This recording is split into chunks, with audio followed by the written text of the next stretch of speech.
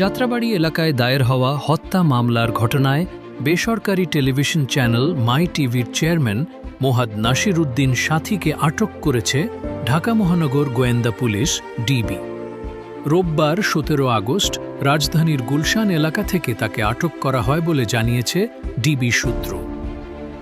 ডিএমপির media and public relations বিভাগের commissioner Mohammad Talebur Rahman বিষয়টি নিশ্চিত করে জানান, বৈষম্য বিরোধী আন্দোলনের সময় সংঘটিত হত্যা মামলার অভিযোগে তাকে আটক করা হয়েছে এবং বর্তমানে তাকে ডিবি কার্যালয়ে নিয়ে জিজ্ঞাসাবাদ চলছে।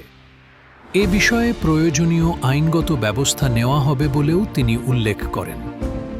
প্রসঙ্গত, গত বছরের ১ সেপ্টেম্বর যাত্রাবাড়ি থানায় দায়ের হওয়া এ মামলায় মাই টিভির চেয়ারম্যান নাসির উদ্দিন সাথী, তার ছেলে কন্টেন্ট ক্রিয়েটর তৌহিদ আফ্রিদি এবং আরও বেশ কয়েকজনের নাম আসামির তালিকায় অন্তর্ভুক্ত করা হয়।